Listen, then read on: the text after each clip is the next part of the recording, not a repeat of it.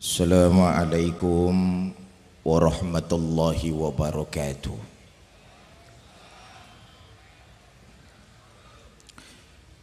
Alhamdulillahi wa kafa, wassalatu wassalamu ala sayyidina Muhammadinil Mustafa wa ala alihi wa sahbihi ahli sidqi wal wafa, amma ba'du. Yang mulia para alim ulama, para asatiz, para guru-guru, yang saya hormati segenap pejabat pemerintah baik sipil, TNI maupun Polri, hadir di tengah-tengah kita Ibu Wakil Bupati, Bapak Kapolres, yang saya hormati keluarga besar Forum Pencak Silat dan Bela Diri Ponorogo, ibu-ibu dan bapak-bapak, saudara-saudara kaum muslimin yang berbahagia.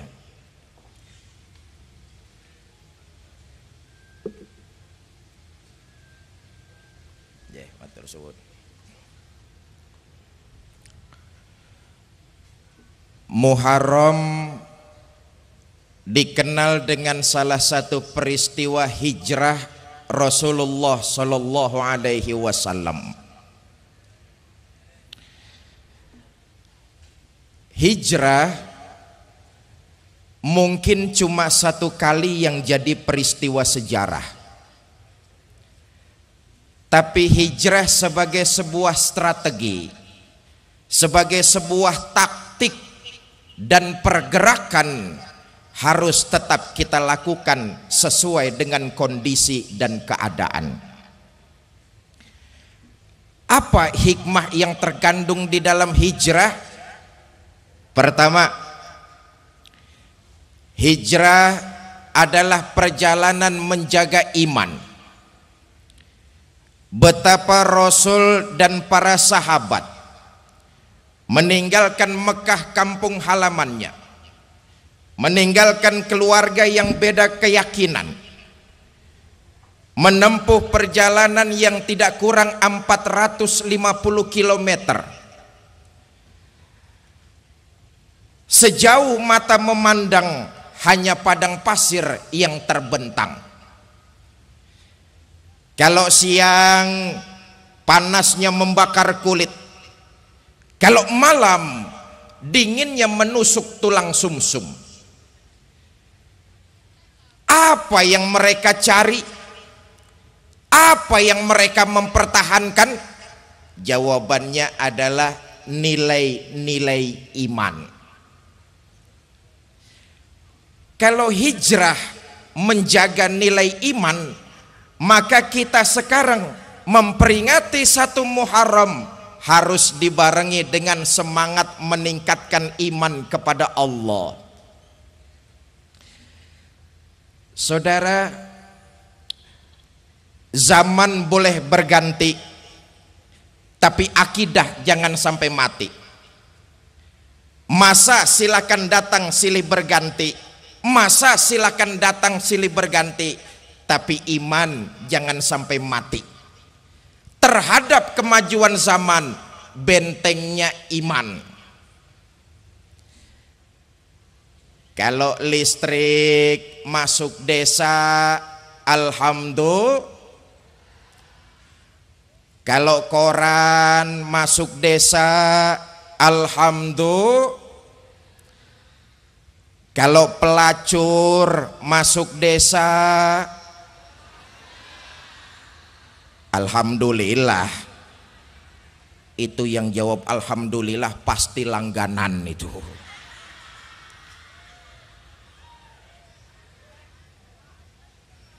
Terhadap kemajuan zaman, bentengnya iman. Ibu bapak, saudara-saudara kaum muslimin yang saya hormati, saya menyambung pembicaraan dari Ibu Bupati, Ibu Wakil Bupati tadi. Saudara, memang dengan kemajuan ilmu pengetahuan yang begitu pesat, Ini bisa mempengaruhi nilai-nilai keyakinan seseorang.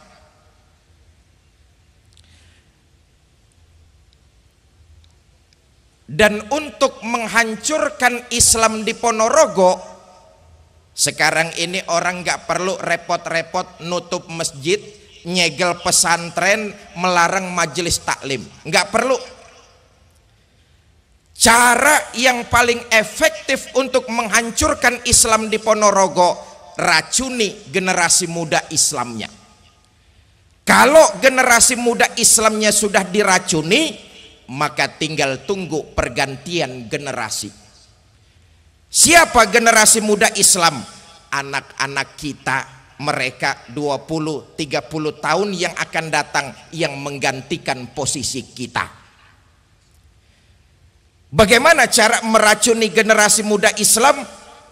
Pertama, tanamkan kepada generasi muda Islam untuk punya sifat malu beragama. Ditanamkan sifat malu beragama.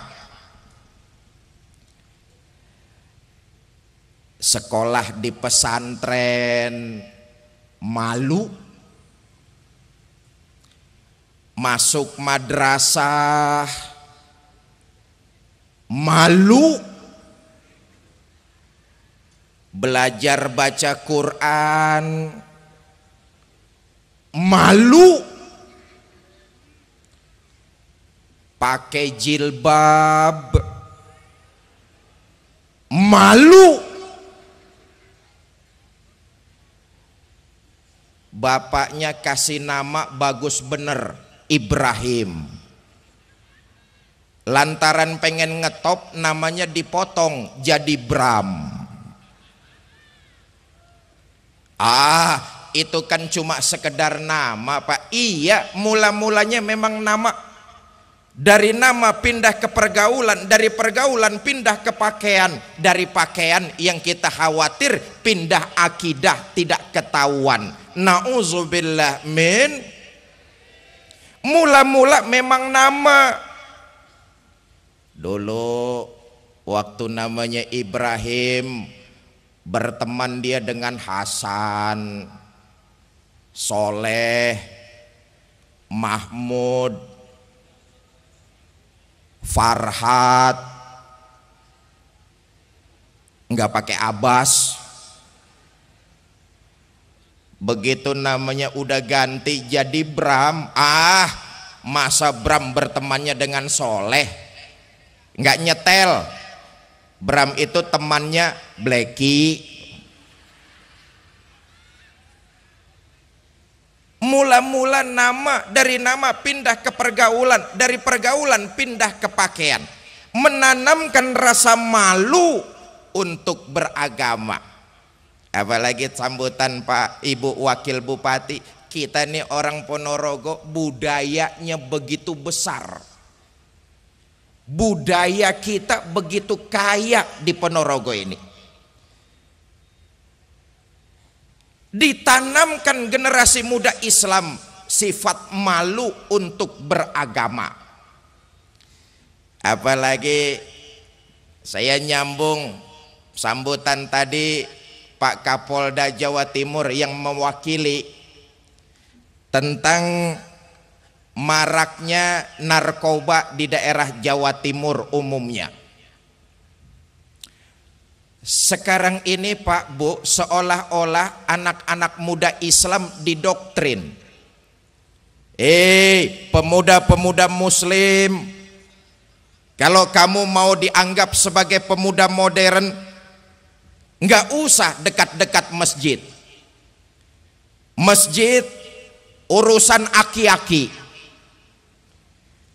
Baca maulid Barzanji kuno. Pengajian ketinggalan zaman. Kalau kalian mau dianggap sebagai pemuda modern, akrablah dengan minuman keras. Makin kamu mabok, makin dianggap sebagai pemuda modern. Nauzubillah min. Maka malam ini saya ingin titip pesan kepada adik-adik saya, para pemuda, para pelajar Muslim Kabupaten Ponorogo. Para pemuda Muslim Ponorogo, saya titip pesan. Para pemuda,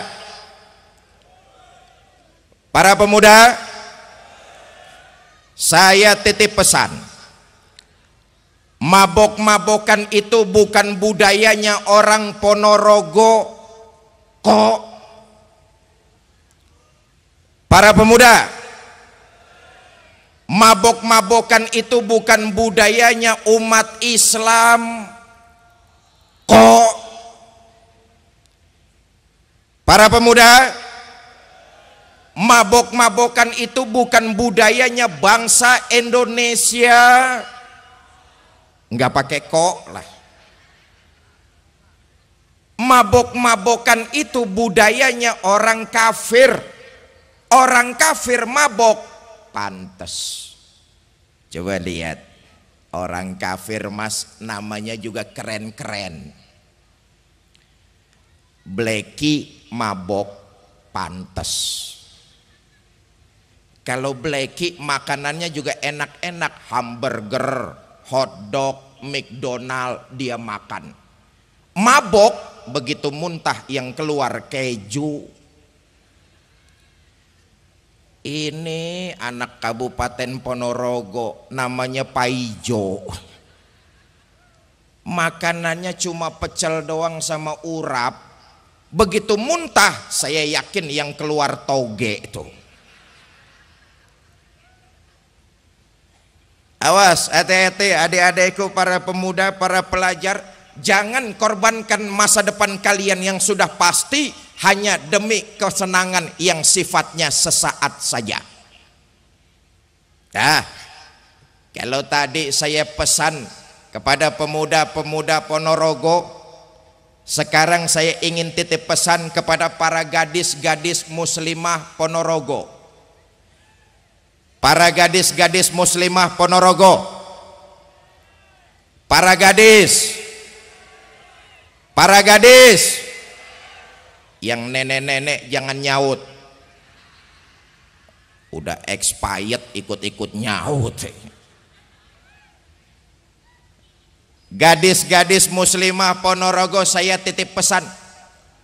Boleh nyontoh orang lain, boleh.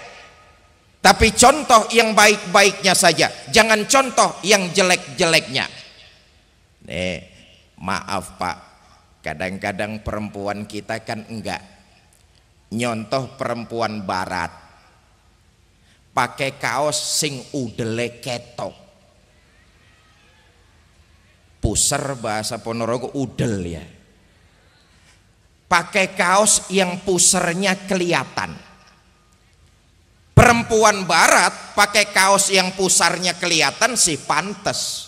Kenapa pantes? Pertama, bukan orang Islam. Yang kedua, memang kulitnya rada mulus.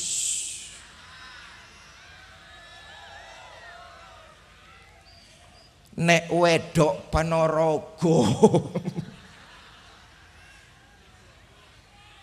pakai kaos sing udele ketok, sudah bodong burik lagi. Innalillahi wa inna ilaihi raji'un.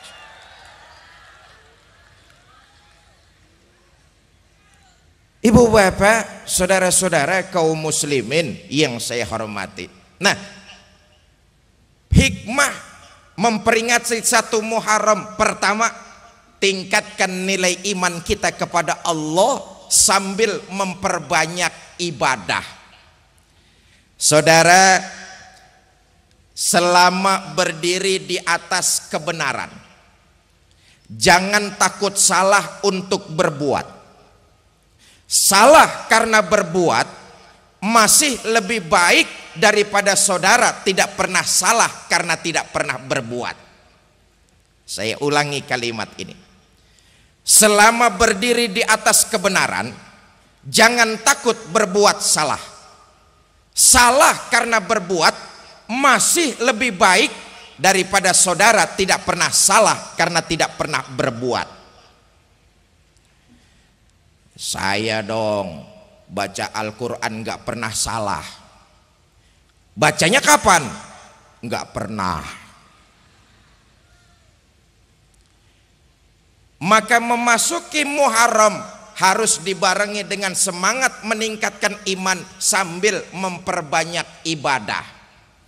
Nyuwun sewu Pak, Bu, ini kan malam ini kita yang hadir di alun-alun sini nih semuanya calon-calon jenazah. Betul? Nih semua yang hadir malam ini nih pasti bakalan mati. Betul? Bapak-bapak yang sebelah sini nih mati apa tidak nih? Mati. Ibu-ibu yang di tengah tuh mati apa tidak tuh? Mati. Pak Kapolres mati apa tidak? Loh sebelah sini nih yang jawab nih Pak. Saya yang lagi diri di sini mati apa tidak? Sampean giliran saya gemes-gemes bener sampean. Sebagai muslim kita sadar betul kok dari mana kita datang, mau apa kita sekarang, dan kemana kita akan pulang. Semua kita pasti bakalan pulang kembali menghadap Allah. Iyalah, kalau kita mau lihat sejarah, orang-orang dahulu itu memang umurnya panjang-panjang. Nabi Adam alaihi salam umurnya 2000 tahun. Umatnya ya kira-kira umurnya 2000 tahunan. Nabi Nuh alaihi salam umurnya 850 tahun. Umatnya ya kira-kira umurnya 850 tahunan. Junjungan kita Nabi besar Muhammad sallallahu alaihi wasallam, beliau wafat umurnya 63 tahun. Kita umat Nabi Muhammad pasti umurnya nggak jauh-jauh dari umur Nabi. Makanya yang malam ini umurnya 62 tahun 11 bulan. Akeh-akeh mangan sing enak. Ibu bapak, saudara-saudara kaum muslimin yang saya hormati. Loh, kalau kita semua yakin kita bakalan mati, hidup ini apa yang mau kita sombongkan? Betul? Hidup ini apa yang mau kita sombongkan? Kita ngerasa kita kaya, memangnya kita punya apa sih? Kita merasa kita berkuasa, memangnya berapa lama jabatan kita sih? Kita merasa kita pintar, memangnya kita tahu apa? Terusin aja sendirilah. Sebagai manusia kita sadar betul semua kita akan kembali menghadap Allah. Mumpung saat itu belum datang, hidup memperbanyak ibadah kepada Allah. Nah, atas dasar itulah malam ini Ikatan Forum Keluarga Besar Pencaksilat dan Bela Diri Seponorogo berikrar untuk ikut menjaga keamanan bersama, dan ini merupakan ibadah, mudah-mudahan dilipat gandakan pahalanya di sisi Allah Subhanahu wa taala. Saudara, oleh karena itu dengan momentum Muharram, mari kita sama-sama tingkatkan iman, tanamkan nilai-nilai iman kepada anak-anak kita mulai sedini mungkin. Tentu sebagai orang tua kita ingin punya anak yang soleh dan solehah. Betul? Saudara kalau ditanya mending pilih mana, punya anak pintar tapi tidak benar, atau benar tapi tidak pintar? Idealnya pintar juga benar. Untuk pintar jawabannya ilmu pengetahuan. Untuk benar jawabannya nilai-nilai iman kepada Allah Subhanahu wa ta'ala. Tapi kan di masyarakat kita, masyarakat lebih bisa menerima orang yang benar walaupun rada sedikit pintar. Sebagai rakyat misalnya, kita sudah capek dibohong-bohongi oleh orang yang katanya pintar tapi sayang tidak benar. Apa buktinya? Disuruh ngurusin hutan, malah rame-rame jadi orang hutan. Disuruh ngurusin laut, malah jadi bajak laut. Disuruh ngurusin beras, malah nimbun beras. Yang celaka disuruh ngurus hukum, malah bikin hukum seperti pisau, tajam ke bawah tapi tumpul ke atas. Kalau rakyat miskin yang salah, hukum cepat-cepat ditegakkan. Tapi kalau yang kuasa dan berkaya salah, hukum sering pura-pura tidak tahu.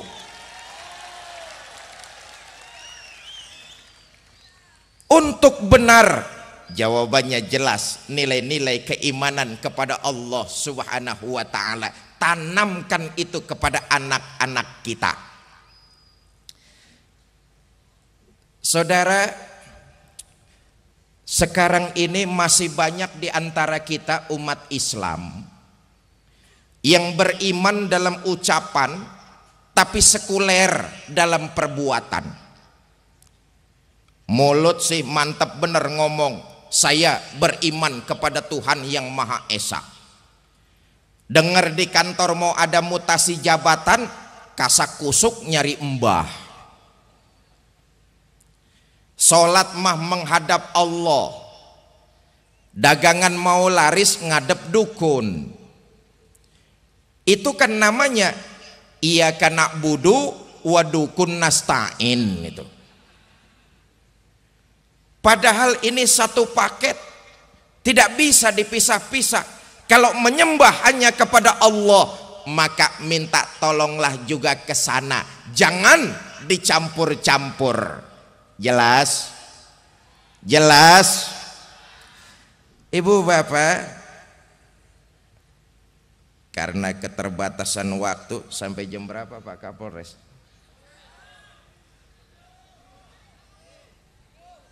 Sampai 12:30. Sampean ngundang apa ngontrak sampean?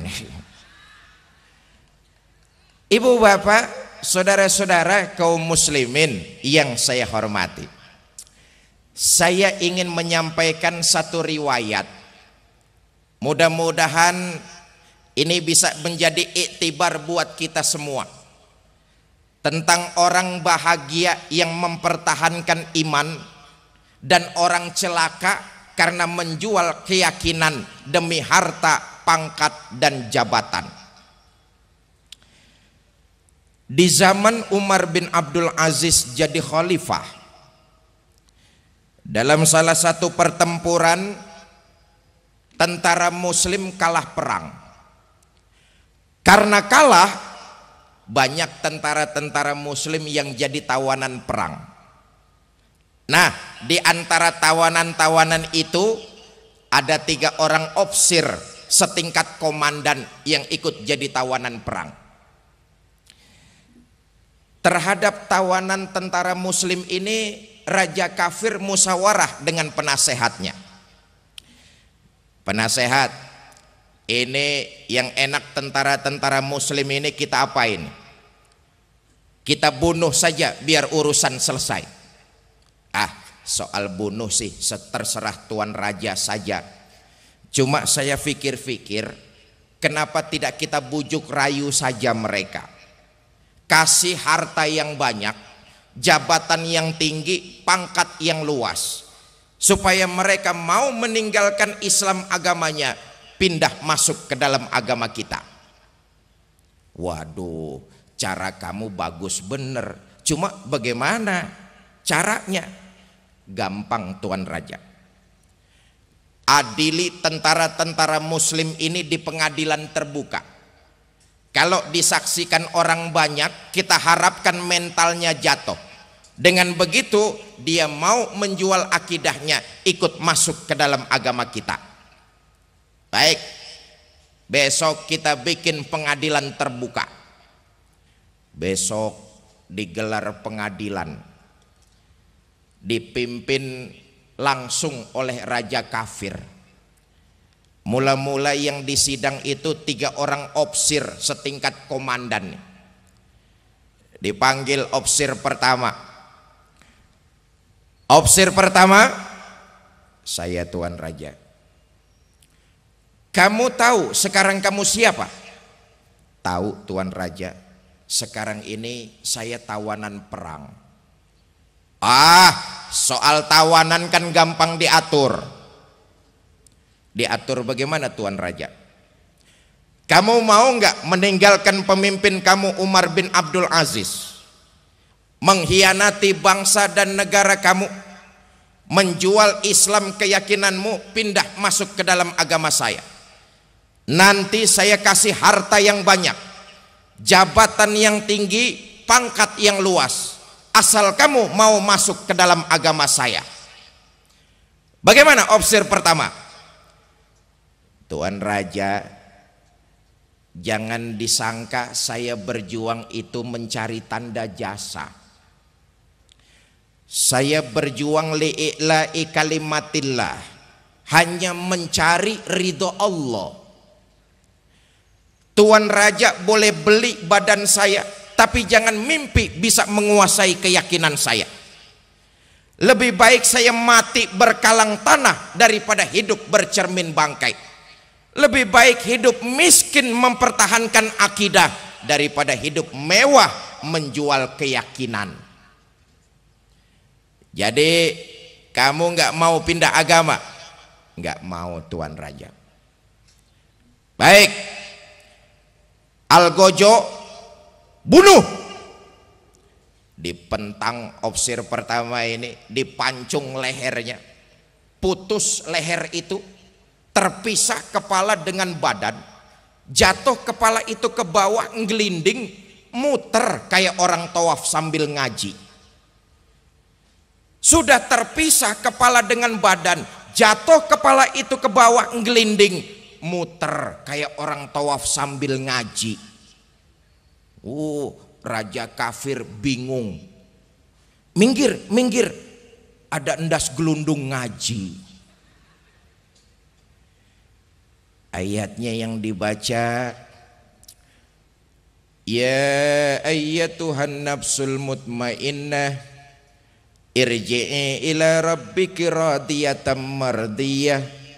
Wahai jiwa yang tenang, kembalilah engkau kepada Tuhanmu dengan ridho dan diridhoi. Masuklah ke dalam golonganku, masuklah ke dalam sorgaku. Di penghujung ayat, mata terpejam rapat, bibir tersenyum, mati syahid menghadap Allah Subhanahu wa ta'ala. Setelah itu dipanggil opsir kedua. Opsir kedua, saya Tuan Raja. Sudah lihat teman kamu yang pertama? Sudah Tuan Raja. Kamu bagaimana? Mau hidup atau mau mati? Kalau mau hidup, nanti saya kasih harta yang banyak, jabatan yang tinggi, pangkat yang luas. Asal kamu jual Islam agamamu, pindah masuk ke dalam agama saya. Bagaimana opsir pertama? Bagaimana opsir kedua? Sudah Tuan Raja. Sudah apanya? Sudah ojo keakehan cangkem. Maksud kamu? Saya sudah tidak sabar ingin nyusul teman saya yang pertama tadi itu. Sekarang ini saya tidak sanggup membayangkan betapa bahagianya teman saya sudah disambut dengan para bidadari, hidup di bawah ridho dan naungan dari Allah. Sudahlah Tuan Raja, potong saja leher saya. Baik, Algojo, bunuh. Dipantang lagi ofsir kedua ini, dipancung lehernya. Putus leher itu, terpisah kepala dengan badan. Jatuh kepala itu ke bawah, ngelinding, muter lagi kayak orang tawaf sambil ngaji. Ayatnya yang dibaca, wujuhu yawma izin nazirah ila rabbiha nazirah. Pada hari itu wajahnya berseri-seri, kepada Allah jugalah mereka semua akan kembali. Di penghujung ayat, mata terpejam rapat, bibir tersenyum, mati syahid lagi menghadap Allah Subhanahu wa ta'ala. Nah, giliran opsir ketiga yang dipanggil. Opsir ketiga, saya Tuan Raja. Sudah lihat teman kamu yang pertama dan kedua? Sudah Tuan Raja. Kamu bagaimana? Saya mau hidup Tuan Raja. Mau meninggalkan pemimpin kamu? Mau Tuan Raja. Mengkhianati bangsa dan negara kamu? Iya Tuan Raja. Menjual Islam agamamu, pindah masuk ke dalam agama saya? Saya mau pindah agama. Baik, kamu tunggu dulu sebentar, saya musyawarah dengan penasehat. Raja musyawarah dengan penasehat. Penasehat, ini opsir yang ketiga, kelihatannya opsir bagus nih. Dia mau meninggalkan Islam agamanya, pindah masuk ke dalam agama kita. Ini nanti opsir ketiga yang enak kita angkat jadi pejabat apa nih? Tuan Raja, soal jabatan sih terserah Tuan Raja saja. Cuma saya pikir-pikir opsir ketiga ini kok aneh ya. Aneh bagaimana? Aneh Tuan Raja. Pemimpinnya dia tinggalkan, bangsanya dia khianati, akidahnya dia jual. Menurut saya opsir ketiga ini opsir bejat Tuan Raja. Oleh karena opsir bejat, bahaya kalau diangkat jadi pejabat, bisa menyusahkan rakyat. Jadi menurut kamu bunuh saja Tuan Raja. Bunuh. Iyalah, kalau gitu saya sidang lagi opsir yang ketiga. Raja kembali membuka sidang. Opsir ketiga, saya Tuan Raja, saya diangkat jadi apa? Kamu nggak diangkat. Loh kok begitu? Iya, pemimpinmu kamu tinggalkan, bangsamu kamu khianati, keyakinanmu kamu jual, kamu opsir bejat, maka kamu harus dibunuh. Jadi saya dibunuh. Bunuh. Iyalah, kalau saya harus dibunuh, saya mau masuk Islam lagi. Terserah mau masuk Islam lagi atau tidak, pokoknya bunuh.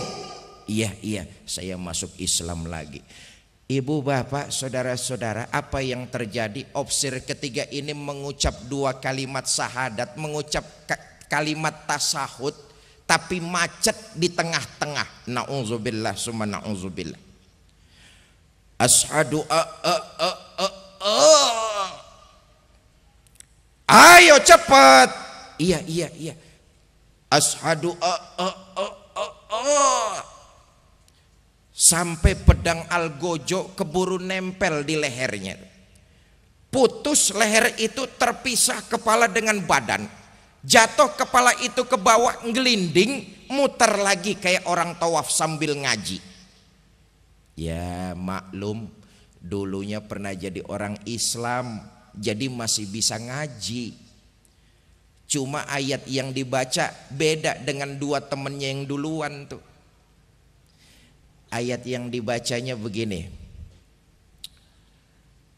Afaman haqqat alaihi kalimatul azab afa anta tunkizu man finnar. Apakah orang-orang yang memang sudah mendapat vonis azab dari Allah, bisakah kalian selamatkan?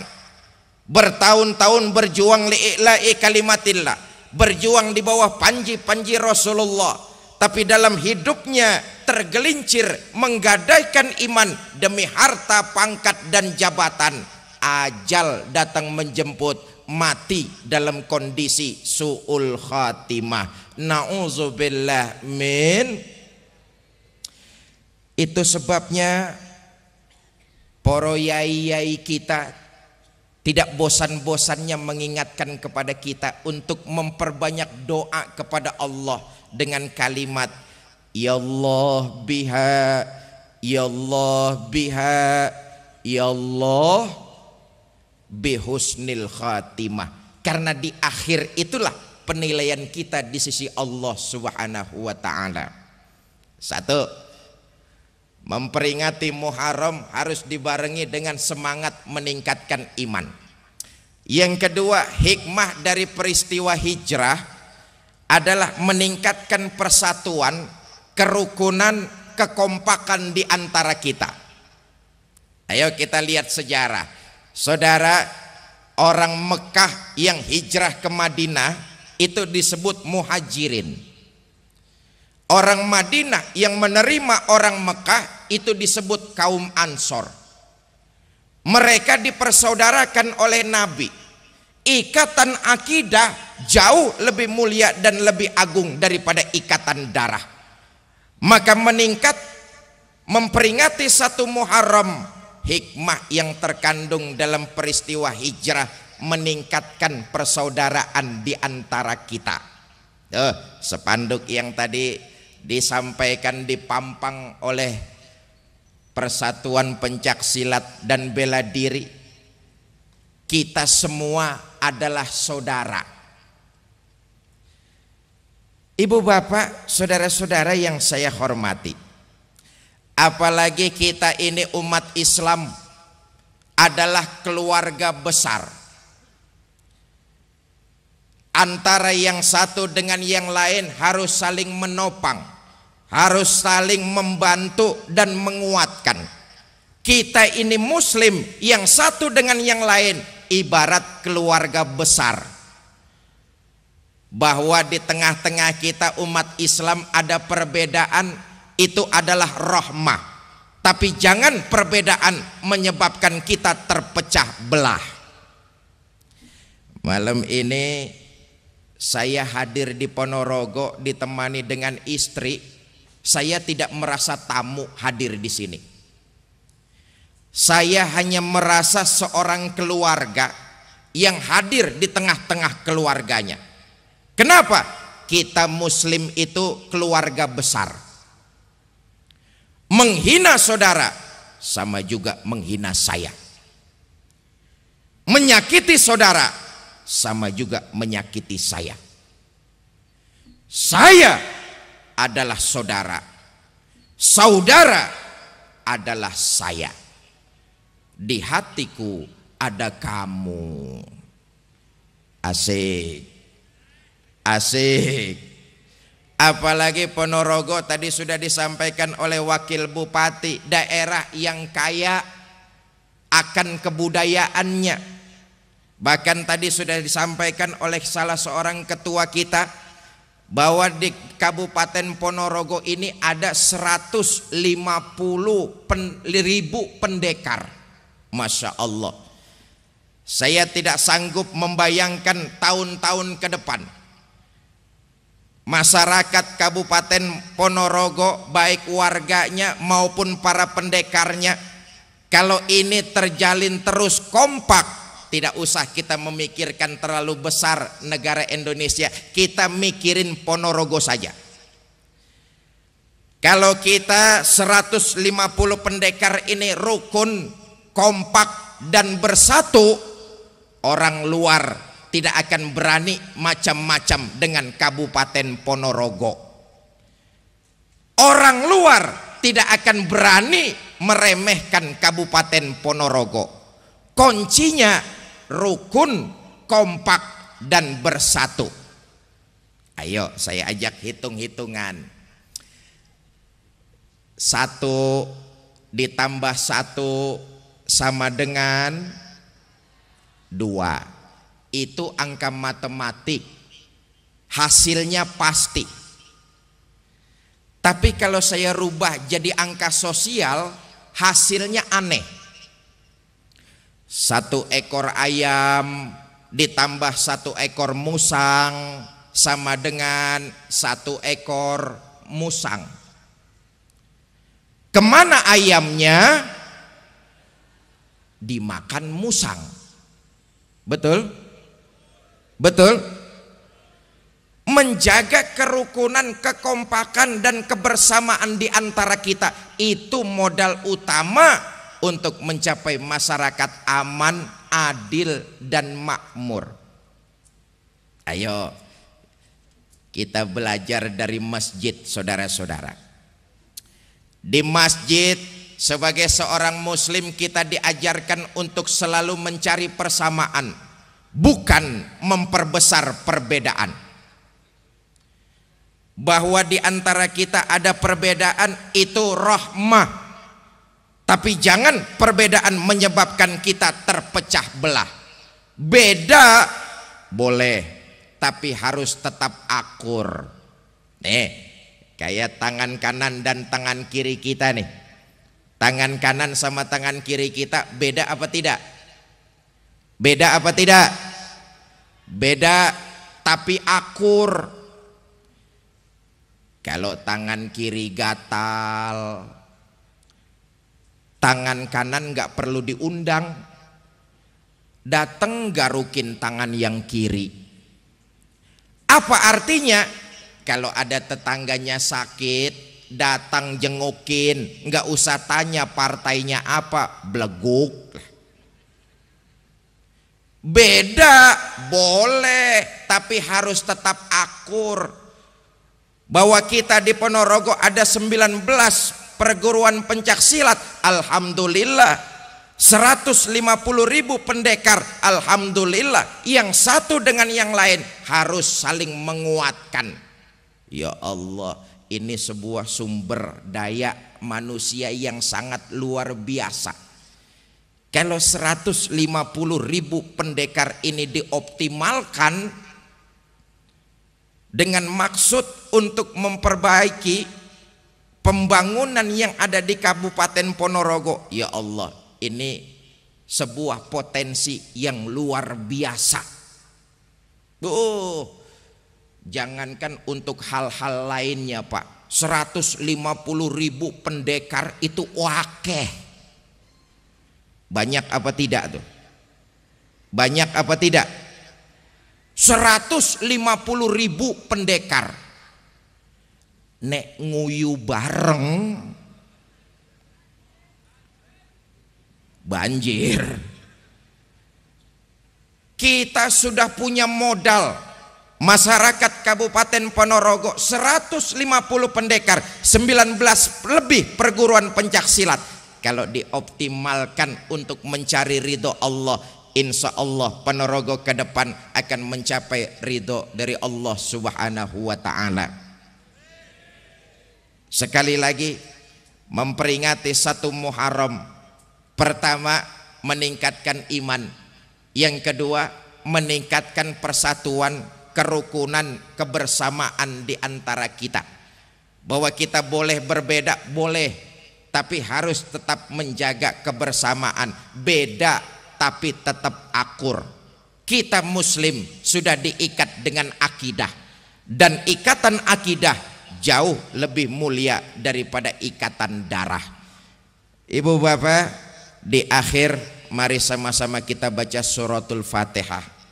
Mudah-mudahan Fatihah pertama ini kita khususkan buat para pemimpin-pemimpin kita, diberikan kekuatan zahir maupun batin oleh Allah, sehingga dapat membawa kita masyarakat Ponorogo ini cepat kepada ke arah kesejahteraan, kemakmuran, dan keadilan.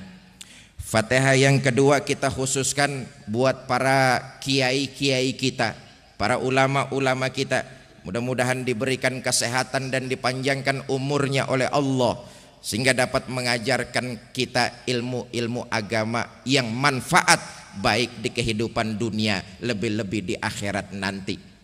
Fatihah yang ketiga kita khususkan buat diri kita semua. Mudah-mudahan rumah tangga kita dijadikan rumah tangga yang sakinah, mawadah dan rahmah, dikaruniakan kita keturunan yang soleh dan solehah, dan yang paling penting diwafatkan kita dalam kondisi husnul khatimah. Ala hazihi niyah wa ala kulli niyatin salihah wa ila hadratin Nabi Mustafa Rasulillah sallallahu alaihi wasallam. Say'ul lillahi lahumul Fatihah. A'udzu billahi minasyaitonir rajim. Bismillahirrahmanirrahim. Alhamdulillahi rabbil alamin. Arrahmanir rahim. Maliki yaumiddin. Iyyaka na'budu wa iyyaka nasta'in. Ihdinas siratal mustaqim. Siratal ladzina an'amta 'alaihim ghairil maghdubi 'alaihim waladdallin. Rabbighfir lana wa liwalidayna amin. Pembacaan doa nanti Romo Kiai kita. Ini saja yang dapat saya sampaikan, mudah-mudahan ada manfaatnya. Lebih kurang saya mohon maaf. Saya terima kasih kepada Pak Kapolres Ponorogo. Beliau nih sama-sama saya, asalnya dari Jakarta Selatan ya Pak ya. Beliau mengabdi di sini, doakan supaya beliau bisa membawa kita ke arah yang lebih baik dari hari ini. Kepada Ibu Wakil Bupati saya juga mengucapkan banyak terima kasih, Bapak-bapak pejabat TNI, Polri maupun sipil. Usikum wa nafsi bitaqwallah. Assalamualaikum warahmatullahi wabarakatuh.